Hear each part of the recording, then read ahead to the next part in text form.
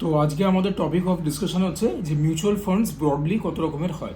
দেখো, এমনিতে mutual funds কিন্তু প্রচুর রকমের হয় এবং যে ব্রড ক্যাটাগরিজগুলো তোমাদের সঙ্গে আজকে আমি ডিসকাস করব তার বাইরে প্রত্যেকটা ব্রড ক্যাটাগরির মধ্যে কিছু সাব ডিভিশন সাব ক্যাটাগরিজ থাকে। অত জেনে বুঝে লাভ নেই। এই ভিডিওটা বানাবার পারপাস হচ্ছে একটাই, যে তোমাদেরকে একটুখানি বেসিক নলেজ আমার দেওয়া, যাতে করে কিনা তোমরা যখন ইনভেস্ট করবে আইদার নিজেরা করো অথবা আমার মতো কোনো ইনভেস্টমেন্ট অ্যাডভাইজার প্ল্যানারের থ্রু দিয়েই করো, কিন্তু নিজেরা কিছুটা জেনে নাও, কিছুটা বুঝে নাও। আমি ইনফ্যাক্ট তোমাদেরকে এটাই অ্যাডভাইস করব যে তোমরা যদি ইনভেস্ট করো, যেটা কিনা করাটা একদম আবশ্যক, তাহলে পরে আমার মতো কোনো অ্যামফি রেজিস্টার্ড সেবি কমপ্লায়েড কোনো ইনভেস্টমেন্ট অ্যাডভাইজারের থ্রু দিয়েই করো, নিজেরা করতে যেও না। কিন্তু যদি নিজেরা করতে যাও তাহলে পরে একটা নিজেদের উচ্চতায় নিয়ে যেও। আমি যদি পারি পড়াশোনাটা করে ভালো করে ব্যাপারটা বুঝে জেনে করতে, তোমরাও নিশ্চয়ই পারবে, কিন্তু সেই টাইমটা নিজেদেরকে দিও। যদি না দিতে পারো তাহলে পরে কোনো ইনভেস্টমেন্ট অ্যাডভাইজারের থ্রু দিয়েই করো। ওপরে দেখতে পাচ্ছ এদিকে এদিকে একটা এআরএন নাম্বার রয়েছে। ARN stands for AMFI registration number. সুতরাং আমার সঙ্গে তোমাদের নিবেশ একদম সুরক্ষিত থাকবে। Now coming to the topic, যে ব্রডলি কত রকমের মিউচুয়াল ফান্ডস আমাদের জীবনে আছে। তো তোমরা নিশ্চয়ই large cap, mid cap, small cap এগুলোর নাম শুনেছো। যারা মোটামুটি ইনভেস্টমেন্ট নিয়ে নাড়াচাড়া করছো বা একটুখানি রিসার্চ করছো গুগলে বা ইউটিউবে, এই তিনটে নাম তো একদম মাস্ট তোমরা নিশ্চয়ই দেখেছো। তাহলে লার্জ ক্যাপ ফান্ডস কাদের বলে, মিড ক্যাপ ফান্ডস কাদের বলে, স্মল ক্যাপ ফান্ডস কাদের বলে? লার্জ ক্যাপ ফান্ড হচ্ছে আমাদের শেয়ার মার্কেটে প্রথম 100টা কোম্পানি। এইটা নির্বাচন হয় মার্কেট ক্যাপিটালাইজেশনের সাইজের উপরে। জেনারেলি আমাদের ভারতবর্ষে টপ যে 100টা কোম্পানি আছে, প্রত্যেকটা কোম্পানিরই ভ্যালুয়েশন মিনিমাম 20,000 কোটি টাকা। Yes, a lot of money. আর মিড ক্যাপ ফান্ডস কাদেরকে বলে? বাই দ্য ওয়ে, এই মানে টপ 100 কোম্পানিজকে নিয়ে তৈরি হয় হচ্ছে একটা large cap fund. Mid cap fund তৈরি হয় 101 থেকে 250তম কোম্পানি। এদের মোটামুটি মার্কেট ক্যাপিটালাইজেশন সাইজ হচ্ছে 5,000 কোটি থেকে 20,000 কোটি অবধি। এবং 250 পরে মানে 251 থেকে আপ অনওয়ার্ডস যতগুলো কোম্পানি আছে যারা এখানে নিজেদেরকে শেয়ার মার্কেট ইনলিস্টেড করেছে, তারা হচ্ছে স্মল ক্যাপ কোম্পানিজ। তাদের জেনারেলি মানে valuation, market capitalization size valuation হচ্ছে লেস দেন 5,000 কোটি টাকা। তো এই হচ্ছে broadly large cap, mid cap, small cap. এরা ইনভেস্ট করে হচ্ছে মানে এই মিউচুয়াল ফান্ডসগুলো ইনভেস্ট করে হচ্ছে ইকুইটি মার্কেটে। ইকুইটি মার্কেট মানে কি? ইকুইটি মার্কেট মানে হচ্ছে বেসিক্যালি তুমি তোমার টাকা দিয়ে একটা কোম্পানির শেয়ার কিনছো, মানে একটা কোম্পানির মালিকানা কিনছো। ব্যাস, এর থেকে বেশি তোমাদের এই মুহূর্তে জানবার আর কিন্তু কোনো দরকার নেই। এবারে ঘটনাটা হচ্ছে যে এই large cap, mid cap, small cap এদের বাইরেও কি আর কোনো ফান্ডস হয়? নিশ্চয়ই হয়, ডেট ফান্ডস হয়। বাই দ্য ওয়ে, এই large cap, mid cap, small cap কাদের জন্য, এটাও তোমাদেরকে একটুখানি ছোট্ট করে বলে রাখি। লার্জ ক্যাপের তোমরা যদি হিস্টোরিক্যালি রিটার্নস দেখো, লার্জ ক্যাপ হচ্ছে বড় কোম্পানি। তো বড় কোম্পানিকে তোমরা সবসময় অ্যাসোসিয়েট করবে। এটা আমি শিখেছি, তোমাদেরকে একদম মানে ওপেনলি বলছি। ইনভেস্টার একজন আছেন বিজয় কেডিয়া বলে, আমাদের ইন্ডিয়ার, আমাদের কলকাতার ছেলে, মুম্বাইতে চলে গেছেন অনেক বছর আগে।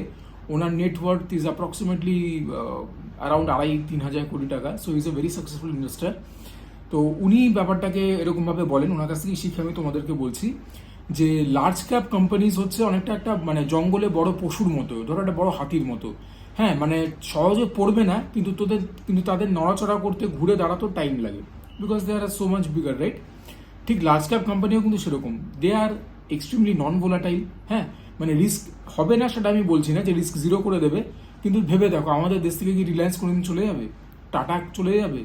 হ্যাঁ, এইচডিএফসি, এসবিআই এরা কোনোদিন চলে যাবে? তো ঘটনাটা হচ্ছে এরা হচ্ছে লার্জ ক্যাপ কোম্পানিজ, এবং এরা যেরকম মানে মার্কেট যখন পড়ে দেখবে এরা একটু কম পড়ে ট্রেডিশনালি, হিস্টোরিক্যালি। আবার মার্কেট যখন রাইজ করে, মানে যেটাকে আমরা বলি কিনা বুল রান, যখন মার্কেট পড়ে সেটাকে আমরা বলি হচ্ছে বেয়ার রান, যখন মার্কেট ওঠে সেটাকে আমরা বলি হচ্ছে বুল রান, মানে বুলিশ মার্কেট। তখন দেখবে যে এরা চট করে অতটাও উঠছে না, আবার যখন মার্কেট পড়ে অতটাও নামছে না। লার্জ ক্যাপে নিবেশ তোমরা তখনই করবে যখন তোমাদের রিস্ক টেকিং অ্যাপিটাইট অনেকটাই কম থাকবে। হ্যাঁ, মানে ভাই আমি অত রিস্ক চাই না, এফডিকে বিট করে দিক ব্যাস এটুকুনি আমি চাই, ইনফ্লেশনকে বিট করে দিক এটুকুনি আমি চাই, তাহলে পরে লার্জ ক্যাপ হচ্ছে তাদের জন্য। আবারও বলছি, এইটুকুন শুনেই কিন্তু ইনভেস্ট করো না। তোমাদের ব্যক্তিগত গোল না জেনে কোনো ফাইন্যান্সিয়াল অ্যাডভাইসারই কিন্তু তোমাদেরকে অ্যাডভাইস করতে পারবে না। আমি এগুলো ব্রডলি বলছি।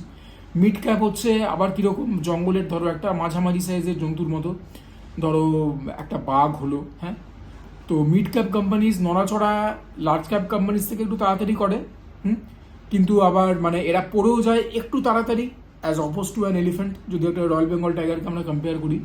তো ঘটনাটা আমি এটাই বলতে চাইছি যে মিড ক্যাপ কোম্পানিজগুলোর ভোলাটিলিটি লার্জ ক্যাপ কোম্পানিজ থেকে একটুখানি বেশি, তবে স্মল ক্যাপ কোম্পানিজ থেকে কিন্তু অনেকখানি কম।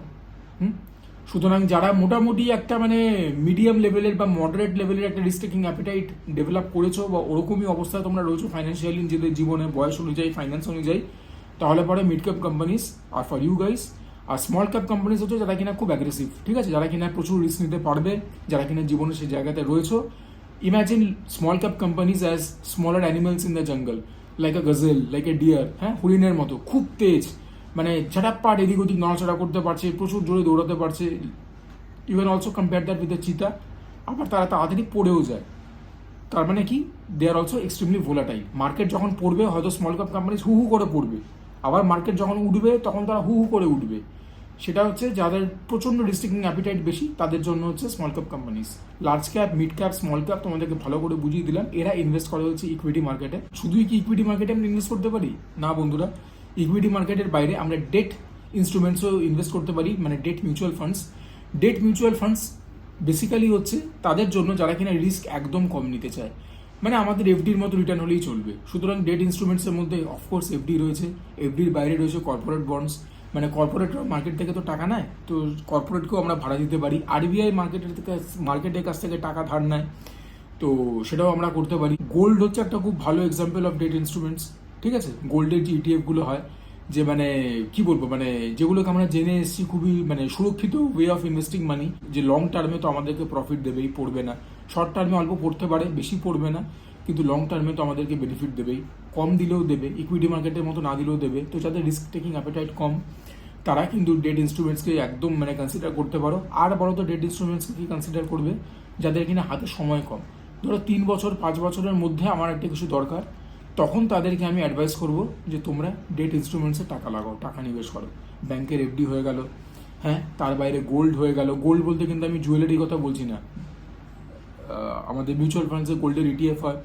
অথবা তোমরা বিয়ে কিনতে পারো আর কি, সোনার গয়নার দোকানে গিয়ে একদম মানে যেগুলো হয় আর কি, আইএসআই স্ট্যাম্প দেওয়া যে হয় গোল্ডেন ব্রিক্স বা গোল্ডেন বিস্কিটস, সেগুলো কিনতে পারো। তবে সেগুলো কেনো, একটা রিস্ক আছে, আবার গিয়ে বিক্রি করো, একটা রিস্ক আছে। গোল্ড ইটিএফস কি, with a single press of button তোমরা কিনলে, with a single press of the button তোমরা বিক্রি করতে পারলে, ব্যাপারটা অনেক বেশি কনভিনিয়েন্ট। ঠিক আমি কি বললাম?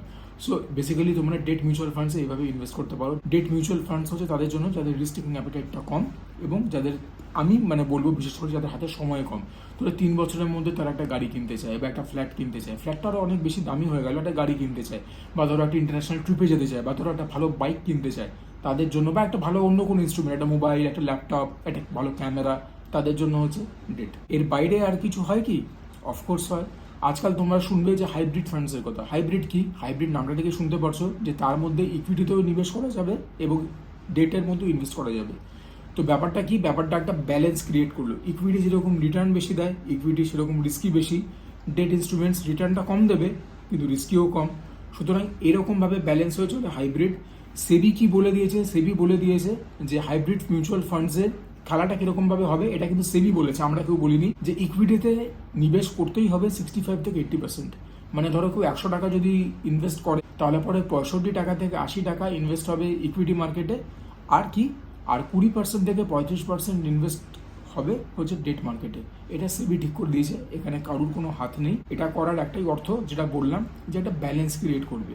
হ্যাঁ, যে ধরো যখন ইকুইটি খুব বেশি রিটার্ন দেবে, ডেট কম রিটার্ন দেবে, একটা ব্যালেন্স ক্রিয়েট হলো। আবার যখন মার্কেট পড়বে, ডেট কম পড়বে, ইকুইটি তো আরও বেশি পড়বে, সেরকমই অনুমান করা যায়। তখন তোমরা মানে সাফারটা কম করবে, ফাইন্যান্সিয়াল লস। আর বাকি যে কথাটা বলেছি, মিউচুয়াল ফান্ডস হচ্ছে লম্বা গেমের খেলা, it's marathon, it's not a sprint. এর বাইরে আরও 3 রকমের ফান্ড আছে, যে 3টের ব্যাপারে এখন এই বিশদে কথা বলবো। এই 3টাকে লোকে গুলিয়ে ফেলার কিন্তু কোনো কারণ নেই, যদি তোমরা ভালো করে জানো, বোঝো। সেই 3টে ফান্ড নিশ্চয়ই তোমরা শুনেছো, যদি তোমরা এই ব্যাপারটা নিয়ে আলোচনায় থাকো, বা স্টাডি করো, বা পড়াশোনা করো, বা বন্ধুদের গ্রুপের মধ্যে আলোচনা করো। সেই 3টে ফান্ডস কী কী? সেই 3টে মিউচুয়াল ফান্ডস হলো multi asset allocation fund, multi cap fund, আর ফ্লেক্সি ক্যাপ ফান্ড। এবারে মাল্টি অ্যাসেট অ্যালোকেশন ফান্ড কাদেরকে বলা হয়, মাল্টি অ্যাসেট অ্যালোকেশন ফান্ড বা মাল্টি অ্যাসেট মিউচুয়াল ফান্ডস কাদেরকে বলা হয়, বাই দ্য ওয়ে আমি যে কথাগুলো বলছি তোমরা প্লিজ নোট ডাউন করো। হ্যাঁ, একটা পেন পেপার নিয়ে নোট ডাউন করো, this is going to help you out. Multi asset allocation fund কি? As the name suggest, multiple অ্যাসেটসে তোমরা নিজেদের টাকাটাকে ইনভেস্ট করতে পারছো। মাল্টিপল অ্যাসেটস কী কী রয়েছে? আবারও সেই ইকুইটি চলে আসবে, আবারও সেই ডেট চলে আসবে। তার বাইরে কি আছে? তার বাইরে রিয়েল এস্টেটে তোমরা ইনভেস্ট করতে পারবে থ্রু মিউচুয়াল ফান্ডস, গোল্ডে ইনভেস্ট করতে পারবে। হ্যাঁ, ডেটের মধ্যেও গোল্ড পড়ে, বাট আবারও বলছি মানে তোমাদের যে টাকাটা সেটা বিভিন্ন রকম অ্যাসেট ক্লাসের মধ্যে ডিস্ট্রিবিউট হয়ে গেল। তো এই ব্যাপারটাও রয়েছে। এবার তোমরা তাহলে বলবে যে তাহলে হাইব্রিডেই কেন করবো না? হাইব্রিডেও করতে পারো। মাল্টি অ্যাসেটের মধ্যে আবার কি বলতো ব্যাপারটা, মাল্টি অ্যাসেটের মধ্যেও কিছু সাবডিভিশন আছে। ধরো একটা আছে conservative multi asset allocation mutual funds, যেখানে কিনা আপ টু 35% অব্দি ইকুইটি মার্কেটে যাবে। তার মানে কি, এটা হচ্ছে তাদের জন্য যাদের রিস্ক টেকিং অ্যাপিটাইটটা কম, যে হ্যাঁ ভাই অত আমার টাকা লাগবে না, কিন্তু আমার টাকাটা যেন বেশি খোয়া না যায়। যখন মার্কেট পড়বে, যখন একটা বেয়ার রান চলবে, আমার টাকা যেন খোয়া না যায়, ওর জন্য ইকুইটিতে ইনভেস্টেড হবে আপ টু 35%। সেটা হচ্ছে কনজারভেটিভ। মডারেট কি, 35% থেকে 65% নিবেশ করা হবে ইকুইটিতে, ঠিক আছে? আর বাকিটা যেরকম বললাম, কিছুটা ডেটে যাবে, কিছুটা গোল্ডে যাবে, কিছুটা রিয়েল এস্টেটে যাবে, এরকমভাবে ভাগ হবে। Hence the name is multi asset allocation fund. মানে একটা কথা আছে না ইংরেজিতে, do not put all of your eggs in one basket, কারণ সেই বাস্কেটে যদি পড়ে যায় সমস্ত ডিম ভেঙে যাবে। এটা সবার ফলো করা উচিত। আর থার্ড একটা ক্যাটাগরি হচ্ছে অ্যাগ্রেসিভ ফান্ড। মোর দ্যান 65% ইকুইটিতে ইনভেস্ট হবে। এবার সেটা 90% হতে পারে, 99% হতে পারে, 100% হতে পারে, উই ডোন্ট নো, সেটা ফান্ড ম্যানেজারের হাতে। But this is what it is. তো মাল্টি অ্যাসেট অ্যালোকেশন ফান্ড এখনকার মানে সময়ের জন্য খুব প্রাসঙ্গিক, because war is going on guys. ঠিক আছে, যেহেতু যুদ্ধ চলছে, আমরা জানি না মার্কেটে কখন কি পরিস্থিতি। যুদ্ধ চলছে, ওর জন্যই কিন্তু সোনার দাম বাড়ছে, রূপোর দাম বাড়ছে।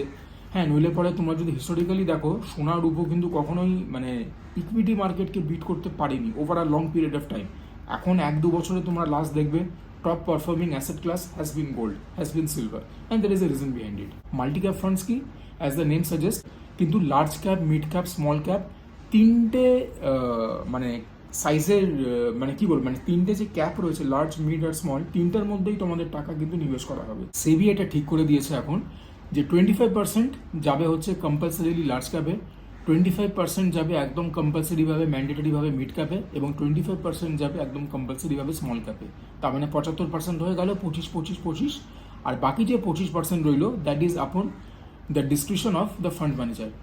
উনি যেরকম মার্কেটটাকে দেখবেন, বুঝবেন, সেরকমভাবে বাকি 25% উনি অ্যালোকেট করবেন।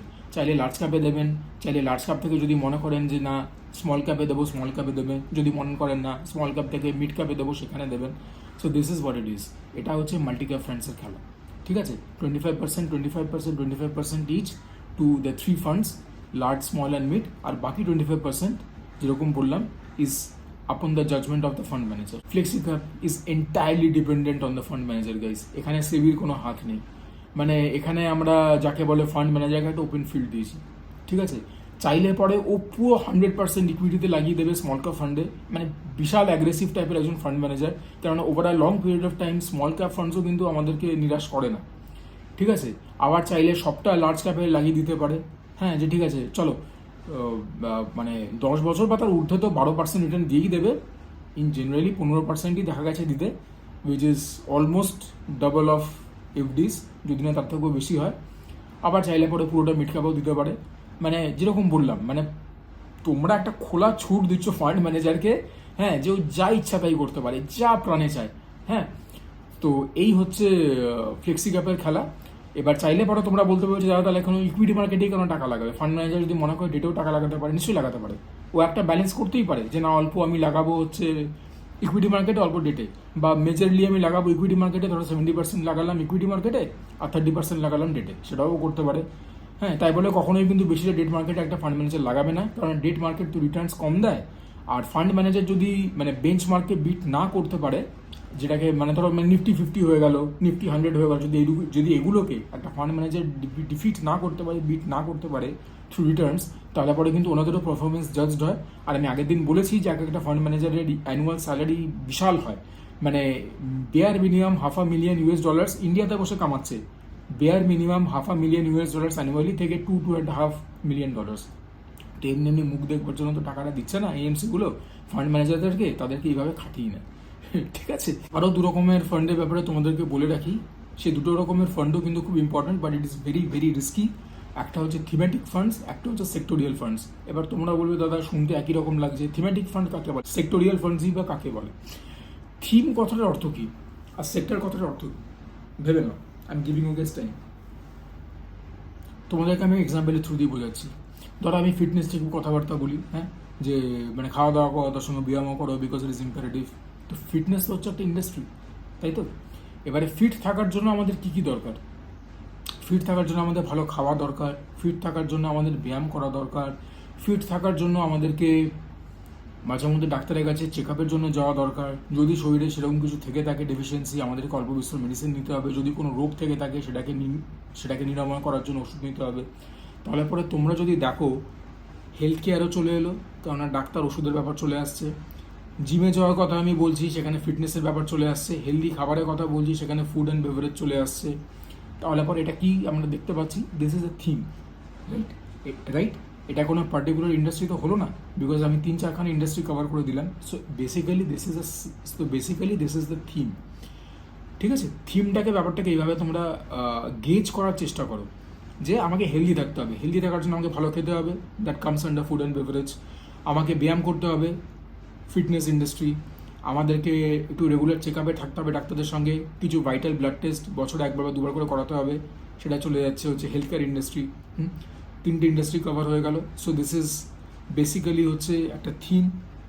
তো ঘটনাটা হচ্ছে যে থিমেটিক ফান্ডস হচ্ছে এরকমভাবেই কাজ করে। একটা পার্টিকুলার থিমকে ধরে সেই থিমের আন্ডারে যে কোম্পানিজগুলো হবে সেখানেই তোমাদের টাকাটা নিবেশ হবে, তার বাইরে কোথাও নয়।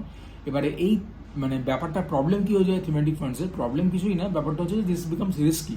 কারণ একই টাইপের কী বলবো, মানে একই থিমের কোম্পানিজগুলোর শেয়ার তো তোমরা কিনছো। তো সেখানে হয়ে যায় যে যদি মানে ব্যাপারটা না খাটে, হ্যাঁ, মানে ধরো পড়ছে মার্কেট, একটা বেয়ার রানের মধ্যে দিয়ে চলছো, বা কোনো একটা কিছু মার্কেটে গুজব রটলো, so then at that point of time মানে the price is going to plummet down. Sectoral ফান্ডসের ব্যাপারটাও কিন্তু সেম। এটা যেরকম থিমটা একটুখানি ব্রডার, আর সেক্টরালটা হচ্ছে কি মানে একটা পার্টিকুলার সেক্টরকে নিয়ে আমরা কাজ করব। মানে ধরো আমাদের কাছে ইনপুট আছে, আমাদের কাছে ইন্টেল আছে যে health care is going two be doing remarkably well. তো সেটা হয়ে যাচ্ছে একটা ওয়ান পার্টিকুলার সেক্টর। তখন আমরা মানে হেলথ কেয়ারের ধরো যত রকম ব্যাপার স্যাপার রয়েছে, ফার্মাসিউটিক্যাল কোম্পানিজ বলো, বড় বড় হসপিটালস যেগুলো রয়েছে মার্কেটে, তাদের শেয়ার আমরা তোলা চালু করলাম। এবারে ভালো করলে তো ভালো, মন্দ করলে খুব মন্দ। তো সেক্টরাল ফান্ডস আর ইভেন মোর রিস্কিয়ার দেন থিমেটিক ফান্ডস। সুতরাং সেক্টরাল ফান্ডসের রিটার্নও কিন্তু বেশি। As oppose to a thematic fund, sectoral funds কিন্তু আমাদের রিটার্নও বেশি দেবে, কিন্তু মার্কেট ভোলাটিলিটিও বেশি। থিমেটিক ফান্ডসের মার্কেট ভোলাটিলিটি তুলনামূলকভাবে সেক্টরাল ফান্ডস থেকে কম, রিটার্নও একটু কম দেয়। তো এই হচ্ছে মেজরলি দ্য ফান্ডস যেগুলো কিনা তোমাদের জানা দরকার। এবার আমি যে কথাগুলো বললাম সেগুলো আশা করি তোমরা নোট ডাউন করেছো। ভিডিওটাকে ভালো করে বোঝো, হ্যাঁ। আমার কথার উপরে যদি আর কিছু জানতে চাও কমেন্টে জানিও। যদি মনে করো নিজেরা একটুখানি গুগলে রিসার্চ করতে পারো। বন্ধু বান্ধব, ফ্যামিলি মেম্বারদের সঙ্গে এই ভিডিওটাকে শেয়ার করো, আশা করি তারাও উপকৃত হবে। এবং অ্যাজ অলওয়েজ যদি মনে করো যে আমার থ্রু দিয়ে ইনভেস্ট করবে, আমার ইমেল আইডিটা ডিসক্রিপশন বক্সে দেওয়া রয়েছে, sujoychronicles@gmail.com। Feel free to reach out to me. তোমাদের ফোন নাম্বারটা তোমরা সেই মেলে আমাকে জানাও, I get back to you guys. Last ভিডিওর পরে তোমাদের মধ্যে কয়েকজন আমার কাছে অ্যাপ্রোচ করেছো, তাদের সঙ্গে আমি দেখা করে কথা বলবো। তাহলে এই ভিডিওটাকে এখানে ইতি টানছি।